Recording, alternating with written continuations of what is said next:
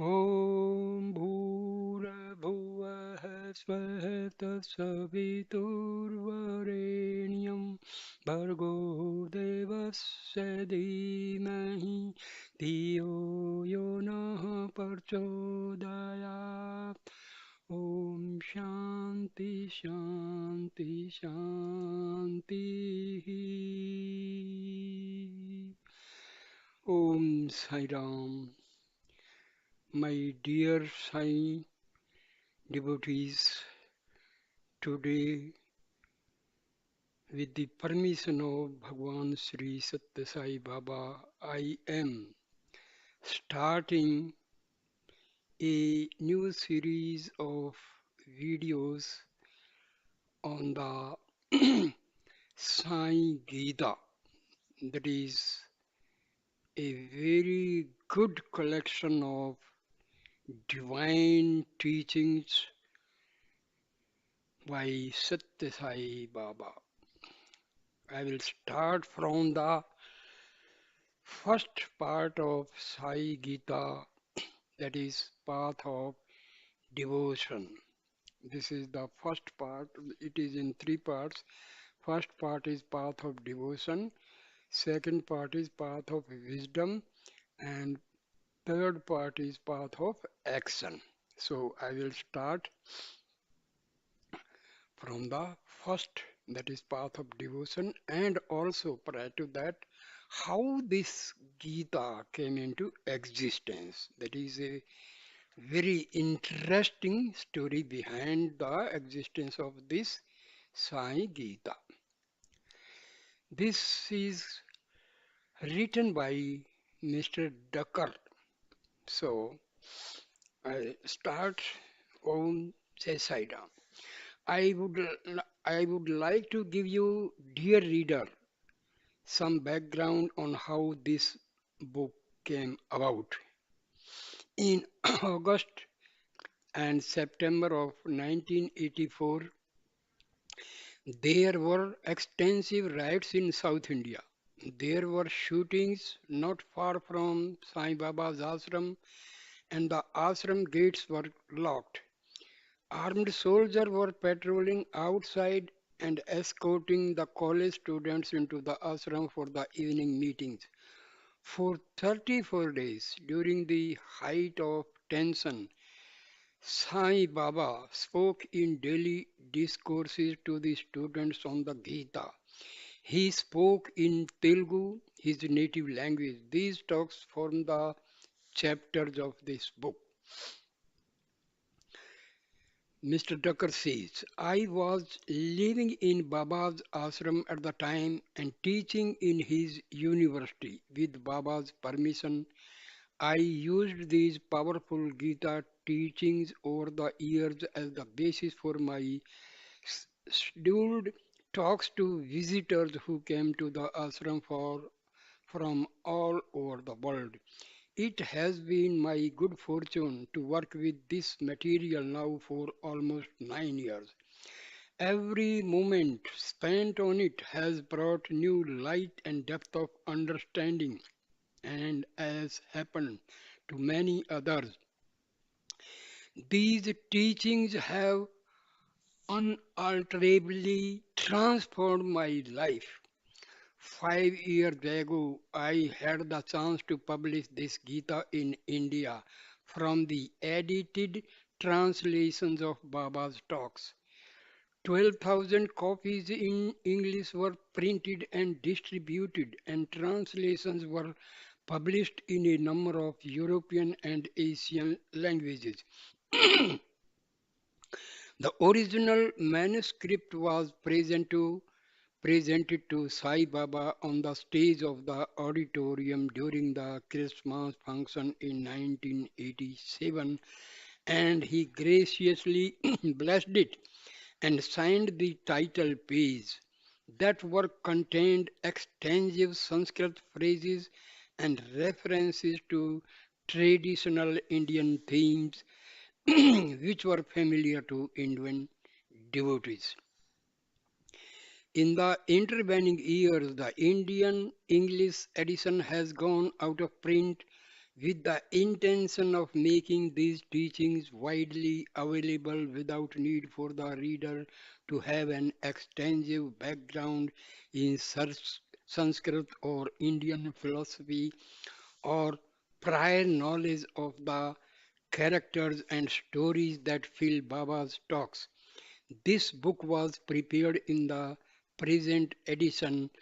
Here, the majority of Sanskrit terms have been deleted and incorporated in their English equivalents into the body of the text. Also, the chapters have been freely edited to clarify any difficult passages or obscure references and to convert the spoken words into easily readable text. Every chapter has been arranged to stand on its own with the effect that you can turn to any chapter whose subject matter particularly interests you without first having to study all the previous chapters in the book. In editing the text, my primary focus was on clarity in conveying Baba's teaching to Western reader rather than on literal translation. I acknowledge the grave responsibility of editing the author's words and urge scholars to study the texts of Baba's Gita discourses in Telugu. A. L. Ducker, Creston, Colorado, October 1993. Messages.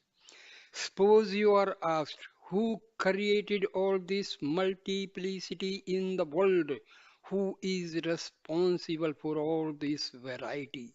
What will you answer? The correct response is there is no multiplicity at all. The one divine self remains the one self forever. You mistake is as many. The fault is in you. Correct your vision. Remove your delusion. The divinity did not change into the world just as the rope did not change into a snake.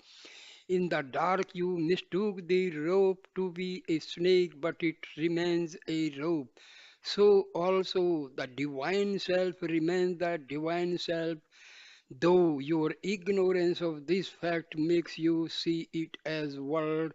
The world of diversity stands on one leg called delusion. Cut down that leg and the world falls. I often tell you not to identify even me with this particular body. You do not understand. You call me by only one name and believe I have only one form, but there is no name I do not bear, and there is no form which is not mine. After long searches here and there in temples and in churches, at last you come back completing the circle from where you started and find that he for whom you have been seeking all over the world, for whom you have been weeping and praying in churches and temples, on whom you were looking as the mystery of all mysteries, is the nearest of the near, you, your very self, the reality of your life, body, and soul. Assert it, manifest it. You, as body, mind, or soul, are a dream. But what you really are in pure existence, knowledge, bliss. You are the God of this universe. You are creating this whole universe and drawing in it in. To gain the infinite, the miserable little prison indivisibility must go follow the heart. A pure heart seeks beyond the intellect. It gets inspired. Within you is the real happiness. Within you is the mighty ocean of nectar divine. Seek it within you, feel it, feel it. It is here, the self. It is not the body, the mind, the intellect. All these are simply manifestations. Above all these, you are. You appear as the smiling flower, as the twinkling stars. What is there in the world which can make you desire anything from sayings and writings of Sai Baba? Few words about my dear Sai Baba. For the countless millions of devotees who have come into his fold, Sai Baba is the avatar of this age. He is revered as the incarnation of the full power of divinity. Such an auspicious advent has not occurred since ancient days when the divinity came into human form 5,000 years ago in another major age of mankind. Then he came as Krishna to enact the role of avatar of that particular age. Now the divinity has come again in the role of world teacher to guide and uplift mankind at this present critical time in human history. Just as sweetness cannot be understood through words alone but must be experienced directly through the taste, so also the Sai phenomenon cannot be understood by merely reading about him or studying his words or even experiencing him firsthand. His truth can be known only by fully living his teachings and practicing them in every thought, word, and action of daily life. By transforming our lives in this way, we discover our own truth. This is the rarest of all jewels, and this avatar has come to bestow on us.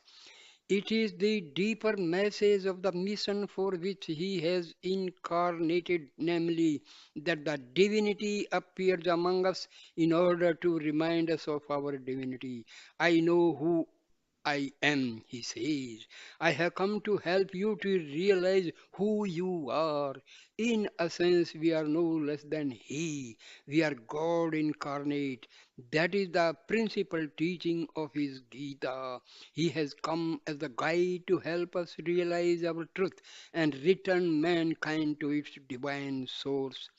The three incarnations of Sai, like Allah of the Muslims or Yahweh of the Jews or divine father of the Christians or the Buddha, nature of the Buddhist or Ahura Mazda of the Parsis or the supreme self of the Vedantis or the great spirit of the Native Americans. Sai Baba is a name for the omnipresent supreme reality which in most religions is known as God. The one divinity takes on countless names and manifests itself in countless forms. It has chosen a 250 years period beginning in the early 19th century to manifest successively in three human forms as avatar for this Kali age to restore righteousness to floundering humanity. All three of these incarnations are called Sai Baba, which means Divine Mother Father. The present Sai Baba, born in 1926, is the second in a succession of three incarnations of the Sai Avatar. He is known as Sathya Sai Baba. The first incarnation was Shirdi Sai Baba, who left his mortal body 8 years earlier in 1918. Shirdi Sai Baba lived his life exemplifying the unity of God and the brotherhood of man by ministering to both the Hindu and Muslim communities of central India, each of which claimed him as their own. For many years, he would spend alternate days living in a Hindu temple and in a Muslim mosque. The Sai avatar will remain in the present Satya Sai form until his mid 90s, well into the 21st century. Then, shortly after leaving his physical body, he will be born again in the south of India appearing as the third and final incarnation. At the time, he will be known as Prema Sai Baba and will complete the mission of the Sai Avatar to end this Kali age and usher in the golden age for mankind. Sai Baba's ashram Prashanti Nilayam. Sathya Sai Baba took birth in the little out of the way hamlet of Puttaparthi in the south of India near Bangalore. Now a modern township has sprung up there called Prashanti Nilayam, the abode of ultimate peace, which is his main ashram. It provides accommodation for thousands of pilgrims from all over India and from all parts of the globe who come to experience Sai Baba's daily public contacts with the devotees and private interviews for those who are fortunate to be chosen. The ashram houses a comprehensive educational complex where students come from all parts of India and abroad to live and study together.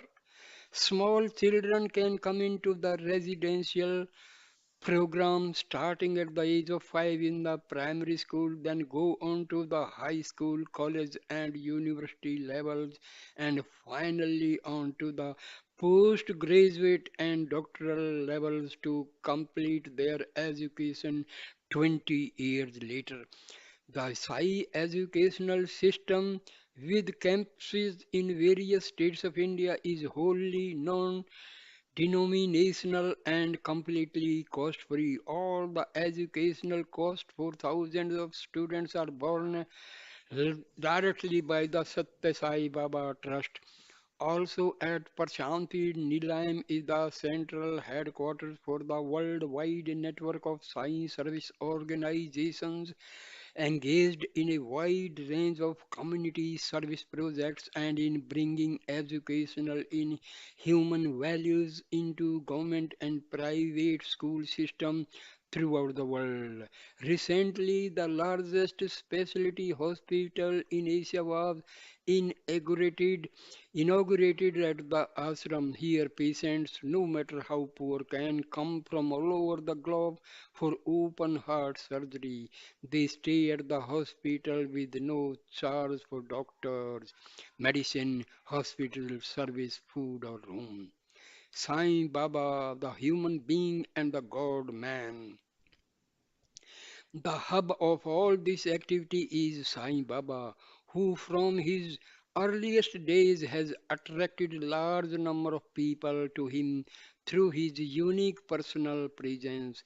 He can only be described as the personification of pure selfless love, the embodiment of perfect peace and bliss, the essence of all goodness. He manifests every noble human quality that mankind admires, and he incorporates every divine quality that is characteristic of the avatar. He has the full power of nature in his hand. He has all knowledge at his command. He knows the past, present, and future of everyone who comes to him. He manifests himself in many parts of the world for the sake of his devotees. These characteristics, namely omnipotence, omniscience, and omnipresence, are the mark of a full incarnation of the divinity. In his teachings, he befriends all faiths and emphasizes the unity of all religions in the oneness of divinity. In his personal manner, Sai Baba displays a majestic grace and at the same time an exquisite joyfulness in the midst of a splendorous temple and ashram. He lives in a small, simple room and maintains an austere lifestyle, completely committing his time from early morning to late at night to ministering to the needs of those who come to him. not being limited to the physical plane. Sai Baba works in all dimensions, gross and subtle, appearing through visions and dreams and inner experiences, as well as in his physical form. As the divine teacher guiding the spiritual unfoldment of his devotees, he inspires from within and directs from without. He illuminates the heart and transforms the mind and reveals the greatest of all treasures, the immortal Atma, the universal self abiding in every heart. The Sai Advent, these 2.5 centuries encompassing the Sai Advent, are a unique time of great spiritual significance in the history of the world. During this period, many saints and sages are also appearing on the earth in order to advance the divine mission of revitalizing spiritual values and reversing the present downward trend of moral degeneration which is engulfing the world. In the millennia to come, generations will look back with great awe at those of us who lived during this sacred time, much as we might look back at those fortunate ones in other ages who were the contemporaries of Rama or Krishna or of Moses, Jesus, and Buddha, Muhammad, or Zoroaster, who had the unique chance to experience their sacred presence directly. Very rarely in the long span of human existence has the divinity taken a human form on earth and allowed itself to be widely recognized by many. And even more rarely has the divinity come in all its fullness and glory as avatar of the age, as is true today in the form of Sai Baba.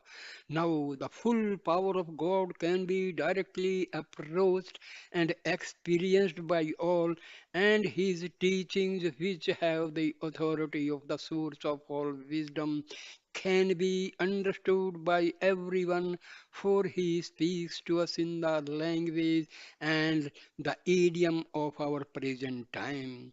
Introduction to the Gita. See, I am giving spiritual videos. Today I was just sitting and suddenly from my inner core of heart came a message. Please, why don't you make videos on Sathya Sai Baba's Gita? So, dear Sai devotees, please bear with me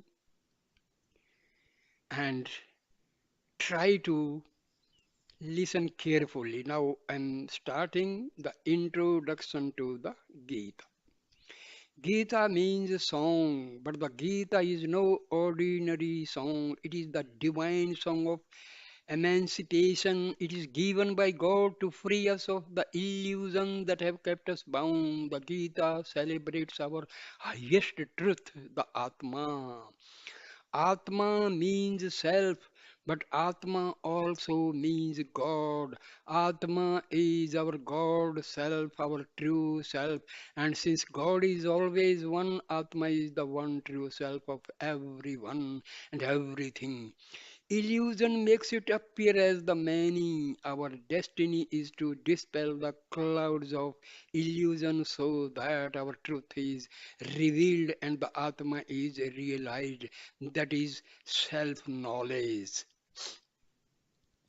When self knowledge comes, the illusion of separate beings and separate objects goes and is replaced by unity consciousness. Self knowledge is the only knowledge that has truly eternal and lasting value, for it enables us to transcend all the limitation of time and space and be immersed in the bliss of the Atma.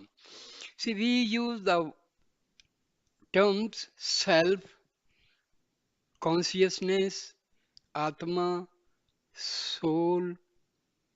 The, these words indicate same power, divine power, that is our Atma.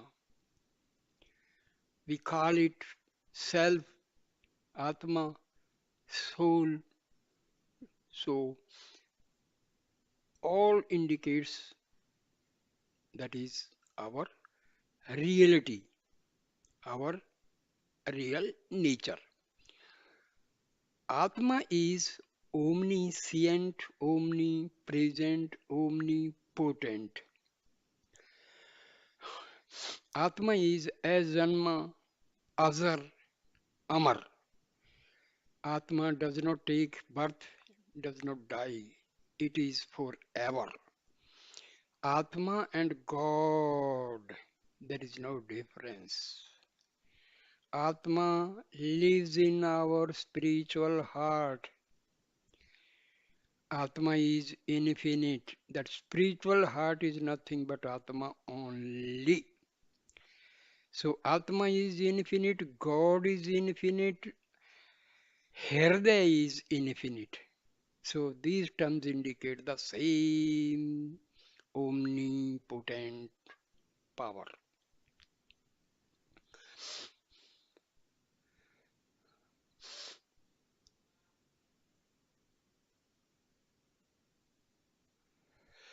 In every major age, God comes as avatar and teaches the Gita to initiate us into self knowledge and dispel the veils which hide our divine nature.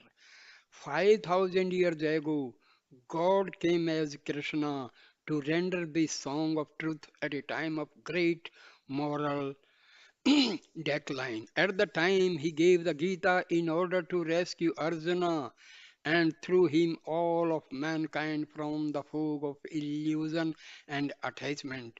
In this age, he has come again as Sai Baba to give this sacred teaching at another time of great turmoil and deteriorating values.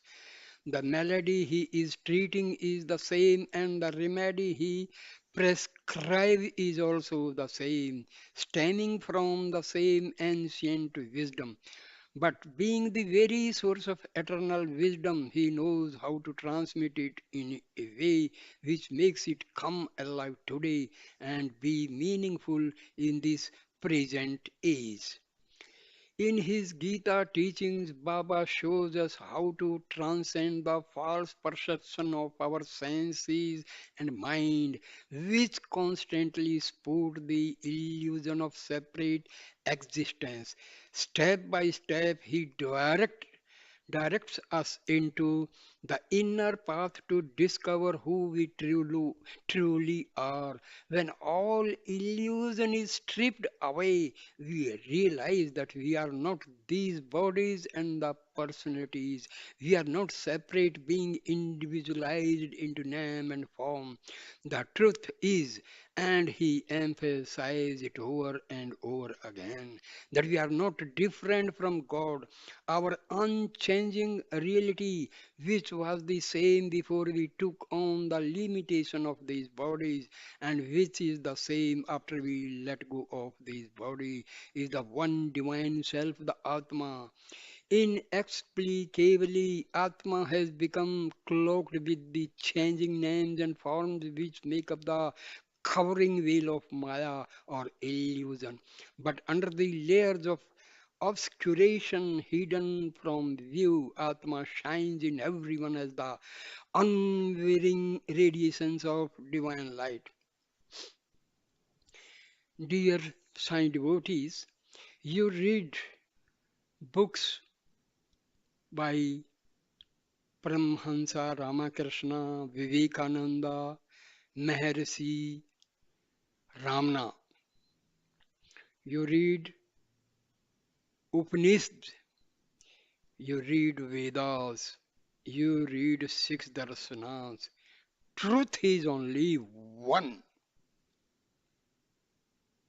I have been reading all these holy literature books and all, And I have come to the conclusion that there is no difference between Atma and God. We search for happiness outside, but real happiness lies within us.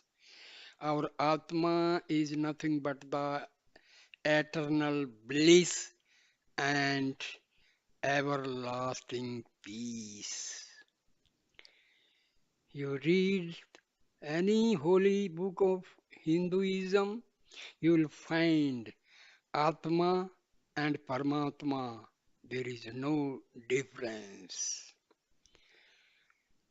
This is the truth shown by our Vedas, Upanishads, Shastras, Gita, and our various holy sages and avatars like Sathya Sai Baba, Shirdi Sai Baba, Adi Shankaracharya, Swami Vivekananda, Maharishi Ramana, and Ramakrishna Paramahansa.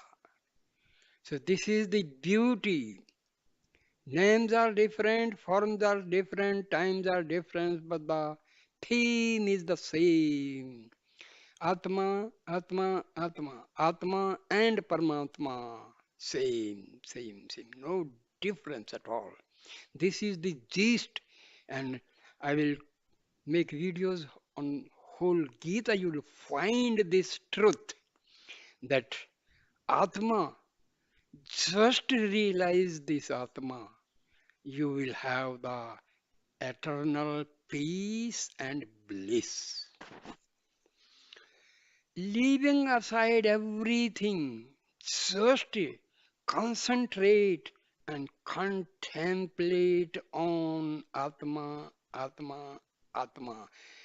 It, in the early days, definitely your subtle impressions gathered in various previous births, they will come up and bother you. You will feel sometime disgust. You will feel sometime just a boring when you sit in meditation. But do not be afraid of, because these subtle impressions, vasanas, sanskaras, huh, just they are going out and out. So do not worry. If you are having very negative thoughts when you are sitting in meditation, do not worry. You are on the right path, because the thoughts which are present in our chit or subconscious mind, they have been sitting there for the last millions years. So do not worry. Please try to listen the Sai Gita and contemplate. Contemplate. That is the most important point. And you will enjoy. You will have the real happiness. To realize this requires a purification of consciousness until only pure awareness, unbefogged by illusory mind stuff remains. Baba tells us. See, dear Sai devotees, we talk about mind, we talk about ego, we talk about Atma, we talk about Brahman, Paramatma. See, in this world, our day to day working depends upon our ego and mind. Ego controls this mind, and we do all our worldly tasks. Atma is remaining simply as a witness, Another great thing I tell you, all our actions of day to day life are controlled by prarabdha. Prarabdha, the karmas which are stored in our chitta, and time has come for their fulfillment. These pr- prarabdhas are the karmas which will take the form of practicality. We will be facing our prarabdha. But if you do meditation, concentrate on your deity, Rama, Krishna, Sai Baba, or Shiva, Vishnu, as you wish, even Christ, Muhammad, any deity whom you are having the faith. So, this will help. And another great thing I tell you, people they talk about controlling the mind. My dear friend, first thing we should know what is mind. Mind is nothing but the continuity of thoughts arising from the soul. Every now and then the thoughts are arising from the soul. And the main thought is, I am the body. This is the basic thought arising out of Atma. And this is very subtle. Without our knowledge, this is always, arising from our.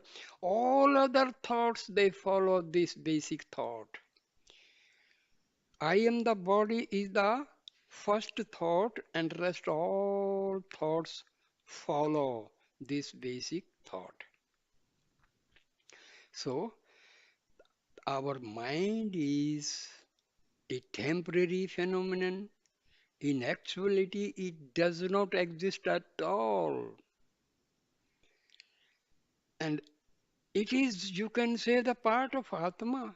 And Atma, omnipotent, omniscient, omnipresent. Mind is finite and its source is infinite. Anything arising from infinite cannot be controlled. Just try to understand. As our Atma is infinite, how can you control it? How can you control the thoughts arising from it? Never, never, never try to control mind. There is a way, there is a way. It should not be controlled, but it should be given a direction. When this mind is acting outwardly, that is connecting itself with the world, Maya.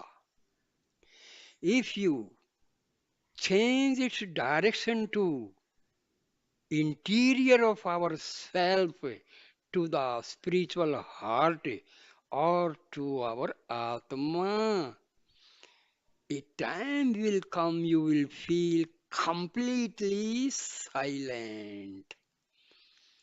So, for realization of Atma, this mind has to be weakened. There is another term, ego. I am the body. This thought, basic thought, is our ego. Instead of realizing the real Atma, we are completely depending upon the false I. This false I is our ego. This controls the thoughts. Our day to day working is controlled by our ego. I am so and so. I am Rama. I am Peter. I am Slim. So, this I is our ego.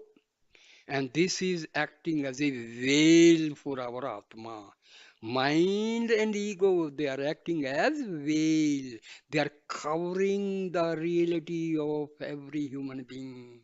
Atma is covered by Maya, mind, and ego. So, these things we have to keep in mind. Never try to control mind, because mind is originating from Atma, and Atma is omnipotent, omniscient, and omnipresent. So, just a very simple thing. Don't try to control, but yes, there is a way out. Just divert mind from going outside to interior and to its source, that is our Atma, that is spiritual heart, and there resides our Atma and Brahm. So this is our Brahma Gyan, Atam Vidya, told by Vedas, Upanishad, Gita. We have to keep this in mind. So, to realize this requires a purification of consciousness until only pure awareness, unbefogged by illusory mind stuff, remains. Baba tells us that when we give up our outer vision and our fascination for the world and instead turn our mind inwards to gain the integral vision, we become steeped in unity consciousness. When we give up body consciousness, this body consciousness is known as ego. Remember this. We gain God consciousness. When we expand beyond our limited human awareness into the fullness of our potential, we become the who we truly are.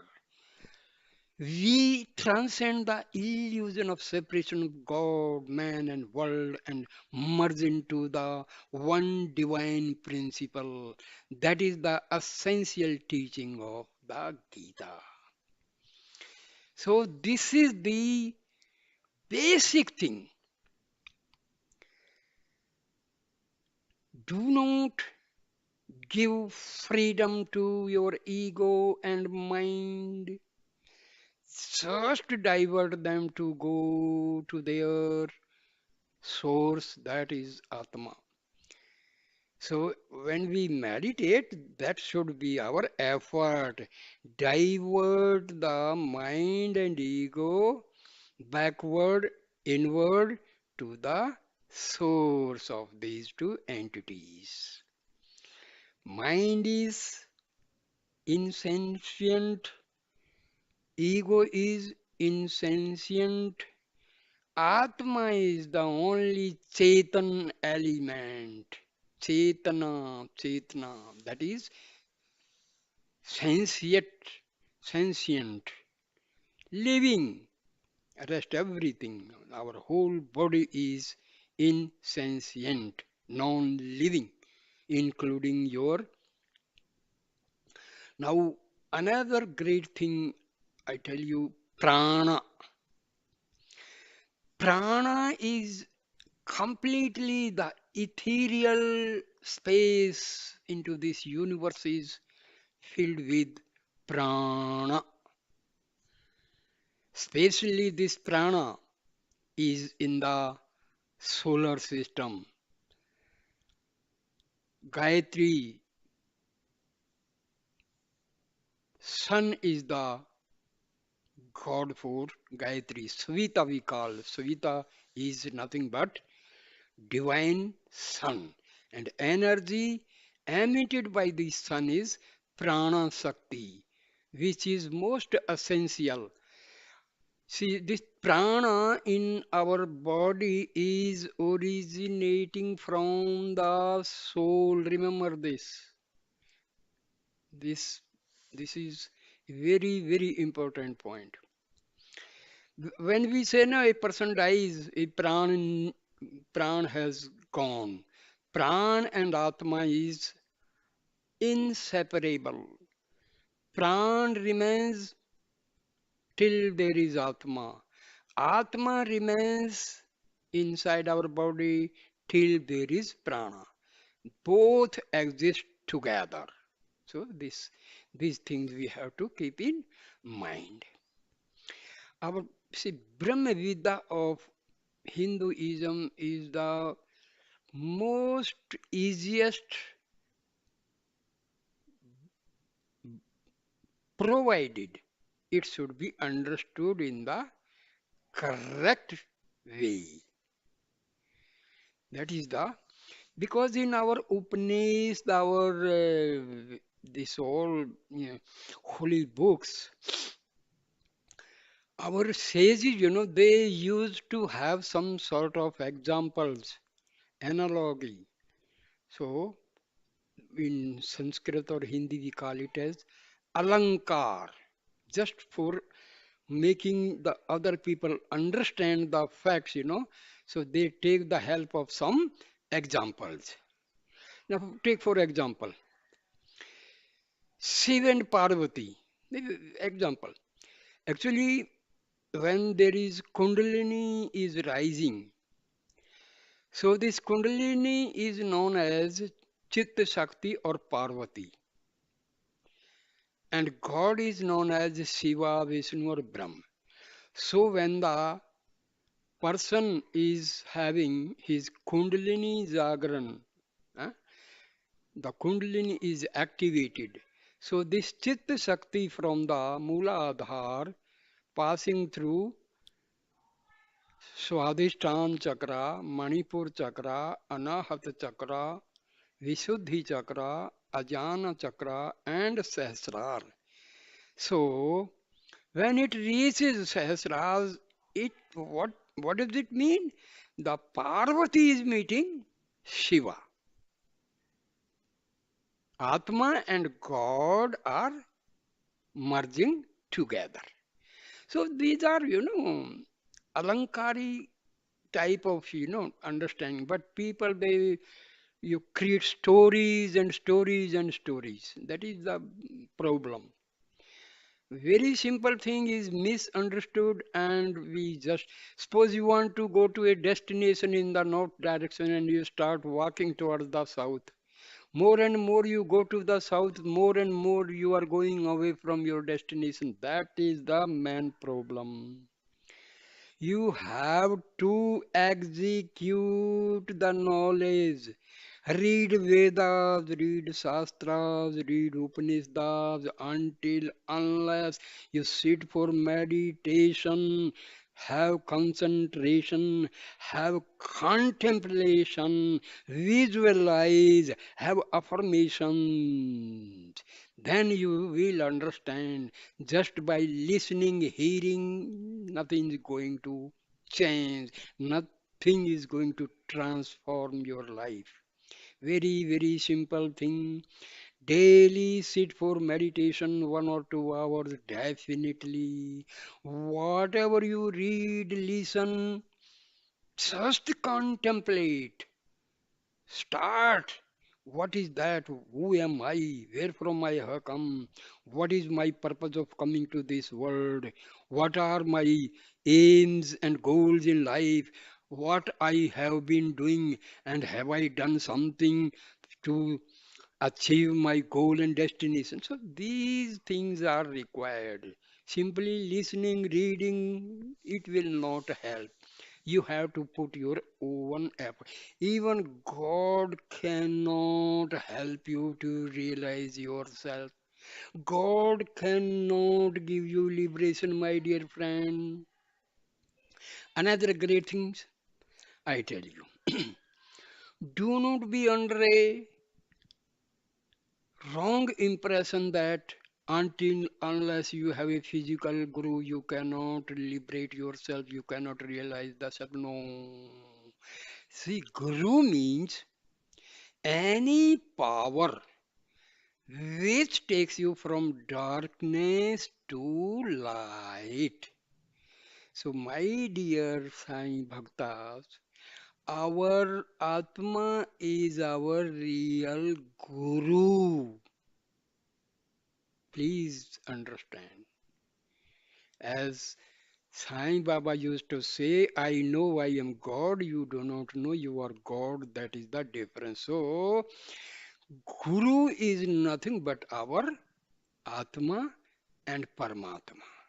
If you sit and when your meditation is successful, my dear friend, you will know the reality that your Atma is the Guru. Very, very, very simple thing. Please try to understand. You have to put efforts. You have to put efforts. You have to sit for meditation. You have to contemplate on yourself, and there is nothing difficult. Sit for meditation, visualize, and use the positive affirmations. I am Atma. I am Atma. My mind is originating from Atma. So my mind is going slowly and steadily to its source, that is the Atma, residing in the spiritual heart. I'm going deeper. I see here, I tell you, this I is your ego. There are two eyes. One eye is ego, the other eye is your real self, that is Atma.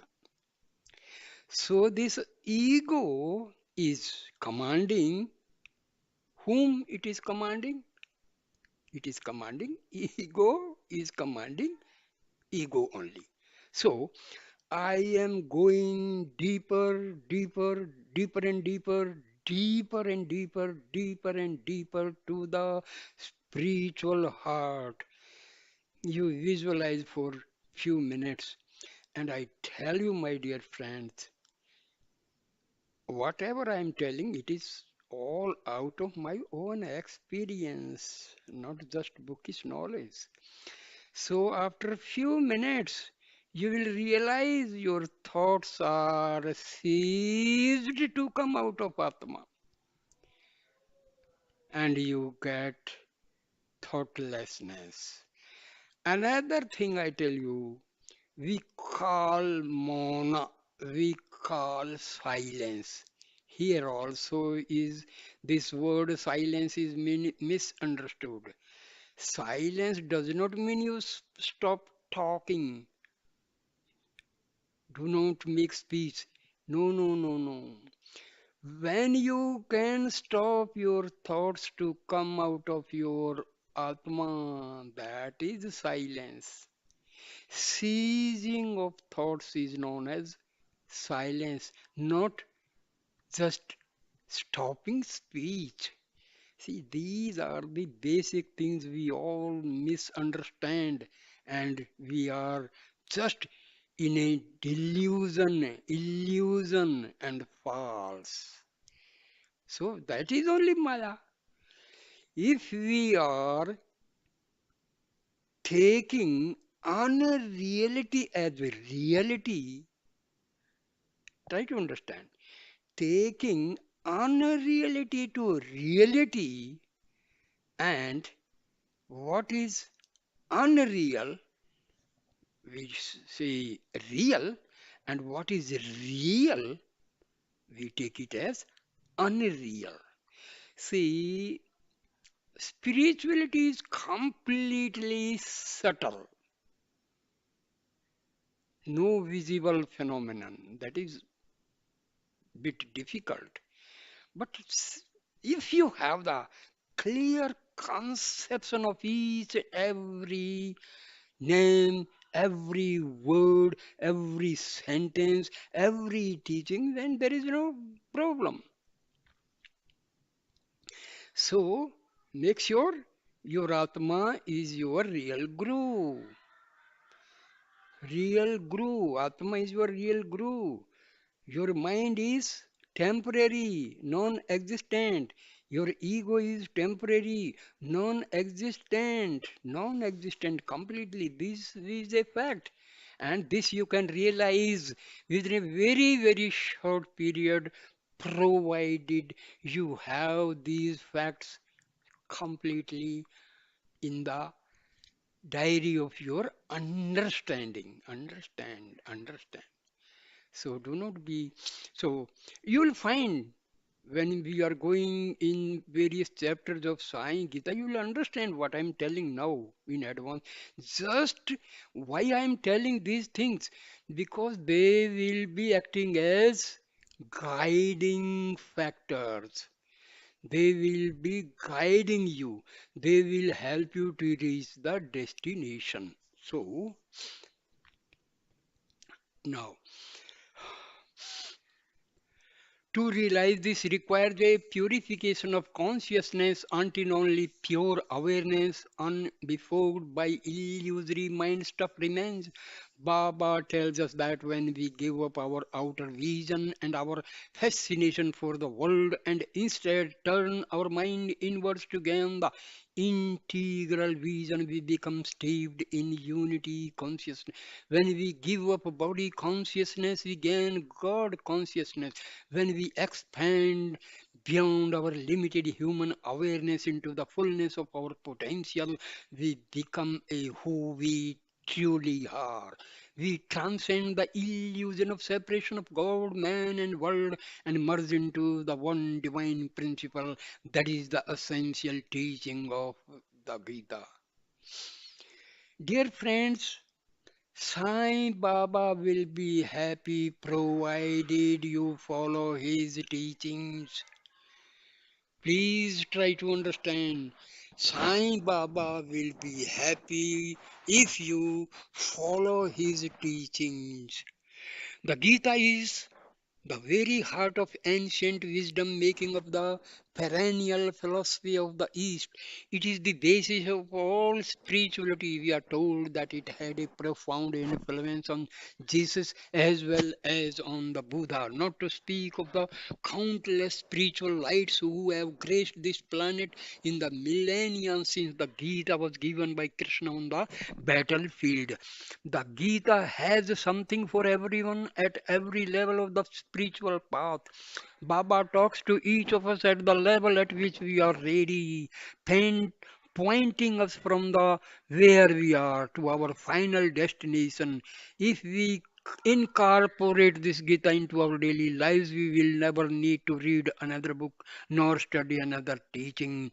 By following the directions given here, we will be led home to our own unchanging truth.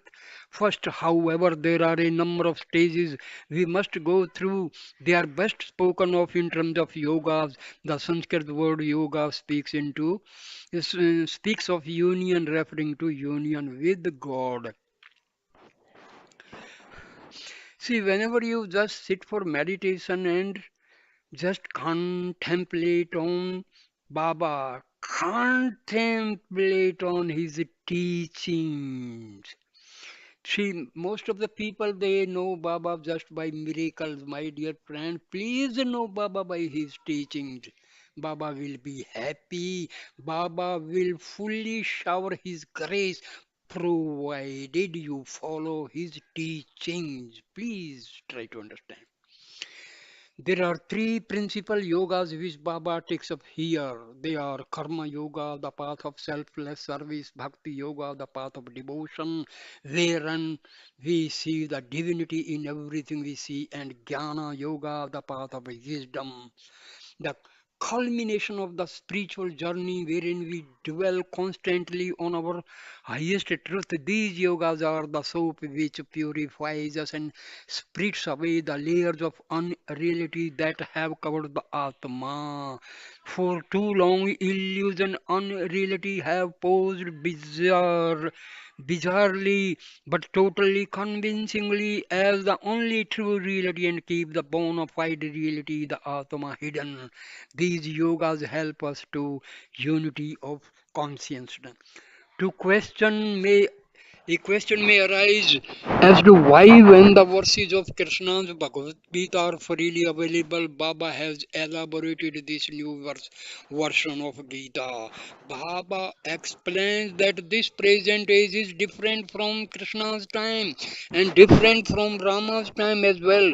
In the age of Rama, the forces of darkness were embodied as demonic hordes, external